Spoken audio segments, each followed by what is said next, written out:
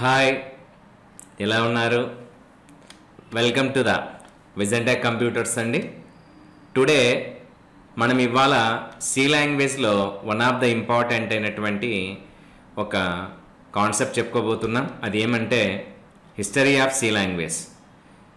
History of C language ఏం తెలియచేస్తుందంటే before languages ఏమున్నాయి, సి లాంగ్వేజ్ ఎందుకు అంత పవర్ఫుల్ అయింది, సి లాంగ్వేజ్నే ఎందుకు అంత స్టాండర్డ్ అయినటువంటి లాంగ్వేజ్గా చెప్తున్నారనే విషయాన్ని మనము ఇవాళ తెలుసుకుందామండి.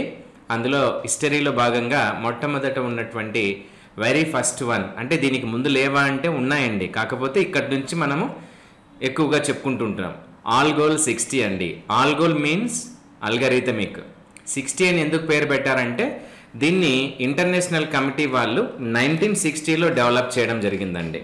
ఏ ఇయర్లో డెవలప్ చేశారంటే ఇంటర్నేషనల్ కమిటీ వాళ్ళు 1960లో డెవలప్ చేయడం జరిగింది. అందుకే ఇక్కడ వచ్చేసి దీన్ని ఆల్గోల్ 60 అని ఊరికి అట్లా చెప్తుంటారు.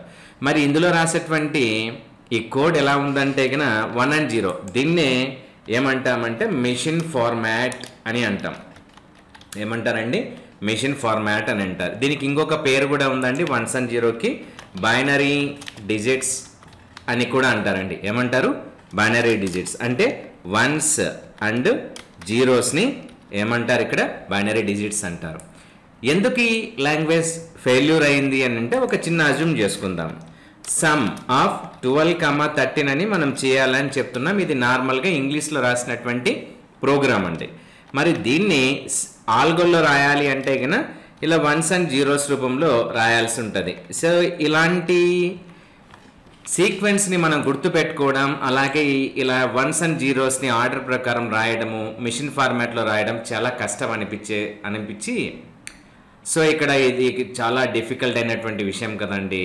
అందుకని దీనికన్నా ఏమైనా సింప్లిఫై ఉన్నటువంటి లాంగ్వేజ్ ఉందా అని ఆలోచన చేశారు. నెక్స్ట్ వచ్చిన లాంగ్వేజ్ ఏది అంటే సిపిఎల్. సిపిఎల్ అంటే కంబైన్డ్ ప్రోగ్రామింగ్ లాంగ్వేజ్. దీన్ని యూనివర్సిటీ ఆఫ్ లండన్ వాళ్ళు 1963లో డెవలప్ చేయడం జరిగిందండి. కాకపోతే ఇందులో రాసినటువంటి లాంగ్వేజ్ కూడా 1s and 0స్లోనే రాశారు. అయితే అడ్వాంటేజెస్ ఏమున్నాయండి అంటే కంపేర్ టు ద ఆల్గోల్ని కంపేర్ చేస్తే ఆల్గోల్లో మనకు దాదాపుగా ఇలా ఊరికి అజ్యూమ్ చేసుకోండి, ఇలా ఇంత పెద్ద లైన్ రాస్తారు. ఏదానికి అంటే సమ్ ఆఫ్ 12, 13 ప్రోగ్రామ్ రాయడానికి. ఓకేనా? సమ్ ఆఫ్ ఆల్గోల్లో ఇలా రాస్తారు. అయితే సిపిఎల్ ఏం చేస్తున్నారంటే స్టెప్స్ని కొద్దిగా డిక్రీజ్ చేస్తున్నారు. అయితే నాకు ఈ ఫార్మాటే కష్టం అండి అంటే మరి స్టెప్స్ తగ్గించారు, సింప్లిఫై చేశారని అంటారేమైనా అనే ఉద్దేశంతో ఏం చేశారంటే సిపిఎల్ని కూడా కాస్త పక్కన పెట్టేశారనమాట. ఓకేనా? ఫైన్. ఎందుకు? మిషన్ ఫార్మాట్ మనకు చాలా కష్టం, ఎందుకంటే ఇంగ్లీషే రాదు మనకి, మిషన్ ఫార్మాట్ లాంగ్వేజ్ ఎక్కడి నుంచి వస్తుందండి? సో దట్స్ వై ఈ లాంగ్వేజ్ కూడా ఫెయిల్యూర్ అయిపోయింది. నెక్స్ట్ వచ్చిన సూపర్ హీరో ఎవరంటే బిసిపిఎల్, బేసిక్ కంబైన్డ్ ప్రోగ్రామింగ్ లాంగ్వేజ్. దీన్ని మార్టిన్ రిచర్డ్స్ అని ఆయన 1967లో తయారు చేయడం జరిగిందండి. ఇందులో రాసినటువంటి ఈయన చేసిన మంచి పని ఏమంటే సింపుల్ ఇంగ్లీష్ లాంగ్వేజ్ని ఇంట్రడ్యూస్ చేయడం జరిగింది. ఈ సింపుల్ ఇంగ్లీష్ లాంగ్వేజ్లో ఉన్నటువంటి వర్డ్స్ ఎలా ఉన్నాయంటే add, subtraction, multiplication, division etcetera ఇలా సింపుల్ ఇంగ్లీష్ లాంగ్వేజ్లో రాశారు.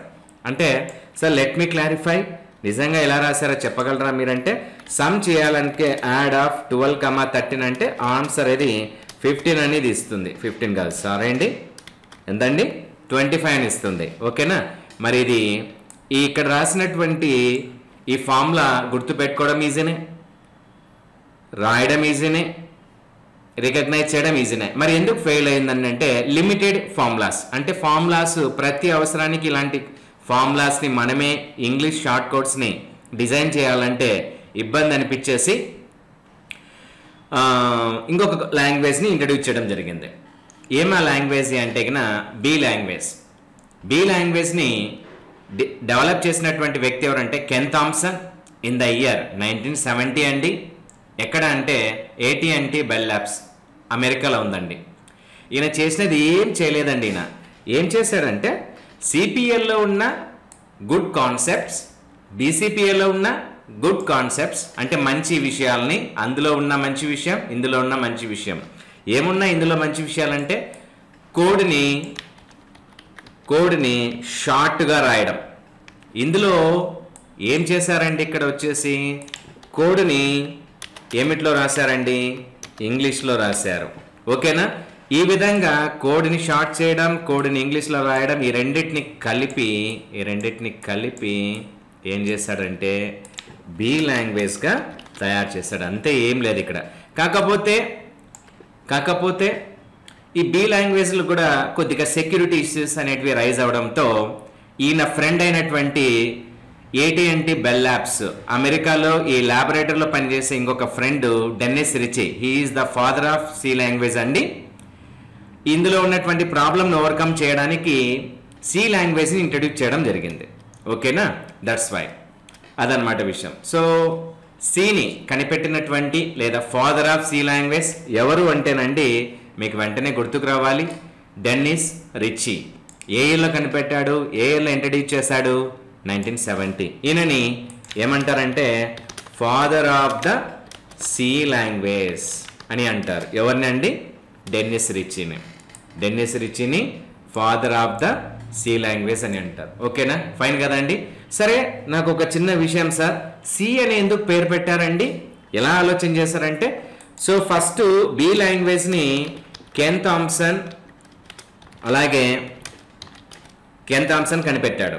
మరి సి లాంగ్వేజ్ని ఎవరు కనిపెట్టాడు? Dennis Ritchie. ఎవరెవరు? విత్ హెల్ప్ ఆఫ్ ఇంటర్నల్గా, నేను ఇక్కడ రాశాను చూడండి బ్రాకెట్లో, ఇంటర్నల్గా ఎవరు? Ken Thompson plus Dennis Ritchie ఇద్దరు కలిపి చేశారు. అందుకే ఏం చేశారంటే బీకి అడ్వాన్స్డ్ ఫీచర్గా ఉంది కాబట్టి బి తర్వాత లెటర్ ఏమి? సి.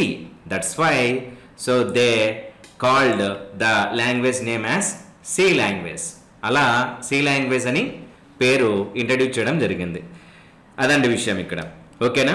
మరి ఈ సి లాంగ్వేజ్ని డెవలప్ చేసిన కంప్యూటర్ ఏది అంటే వెరీ ఫాస్ట్ DEC PDP-11 అనే కంప్యూటర్లు డెవలప్ చేయడం జరిగింది. యాక్చువల్గా సి లాంగ్వేజ్ని ఎందుకోసం వాడేవాళ్ళంటే కనుక సిని Unix commands, Unix operating system something చేయడానికి వాడారు. కాకపోతే దీన్ని లేటర్గా మళ్ళా పూర్తి స్థాయిలో సాఫ్ట్వేర్ ప్రోగ్రామింగ్ లాంగ్వేజ్గా డెవలప్ చేయడం జరిగింది. అది వేరే విషయంలేండి, తర్వాత దాని గురించి తెలుసుకోవచ్చు. సి ఎందుకు పాపులర్ అయిందండి, ఎందుకంత పాపులర్ అయిపోయింది? చాలా ఫ్లెక్సిబుల్, వెర్సటైల్ అండ్ ఫ్లెక్సిబుల్ అంటే చాలా ఫ్లెక్సిబుల్ అంటే ఎంతో ఈజీగా ఎవరైనా యూజ్ చేసుకోగలిగిన విధంగా పర్ఫెక్ట్గా ఉంటుందని అర్థం అనమాట. అందులో ఇంకా ఏమేమి ఫీచర్స్ ఉన్నాయంటే మ్యాక్సిమం కంట్రోల్, చాలా కంట్రోల్ అనేది పర్ఫెక్ట్గా ఉంటుంది తక్కువ కమాండ్స్తో. అందుకే సి అనేది అంత పవర్ఫుల్ అయిందని చెప్పచ్చు. ఓకేనా? ఇదండి విషయం. సో కాబట్టి అలాగే నెక్స్ట్ వచ్చేటప్పటికి మనకు వర్షన్స్ ఆఫ్ సి లాంగ్వేజెస్. ఇక్కడ వరకు డెన్నిస్ రిచీ కనిపెట్టినంత వరకు ట్రెడిషనల్ సి అనేది ఇంట్రడ్యూస్లో ఉండిందండి. ఓకేనా? తర్వాత వచ్చినది అంతకుముందు మీకు చెప్పాను, ఆల్గోల్ని వచ్చేసి ఎవరండి ఇక్కడ వచ్చేసి ఇంటర్నేషనల్ కమిటీ వాళ్ళు డెవలప్ చేయడం జరిగింది. ఓకే, తర్వాత బీసీపీఎల్ని ఎవరు డెవలప్ చేశారండి? ఇక్కడ మార్టిన్ రిచర్డ్స్. బి లాంగ్వేజ్ని ఎవరు డెవలప్ చేశారండి? Ken Thompson. ఇలా మీరు చెప్పుకుంటూ పోతే ట్రెడిషనల్ సి, పాత పద్ధతిలో ఉన్నటువంటి లాంగ్వేజ్ని డెన్నిస్ రిచీ. తర్వాత ఈ సిని మళ్ళీ రీమోడిఫై చేశారు, K&R-C.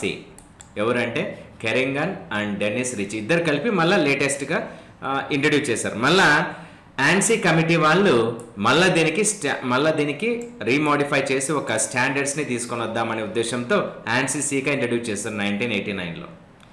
ఇంకా ISO కమిటీ వాళ్ళు ఇంకా ఫుల్ ఫ్లెడ్జ్డ్గా 100% పక్కాగా చేద్దామనే ఉద్దేశంతో ISO కమిటీ వాళ్ళు ANSI ISO-C, ఎందుకంటే ఇద్దరు కలిపి చేశారనమాట 1990లో. ఇంకా తర్వాత స్టాండర్డైజేషన్ కమిటీ ఏం చేస్తుందంటే పవర్ఫుల్గా ఉండాలనే ఉద్దేశంతో C99గా డెవలప్ చేయడం జరిగింది. ఇది మనకు హిస్టరీ ఆఫ్ సి లాంగ్వేజ్ అండి. This is the class. ఓకేనా?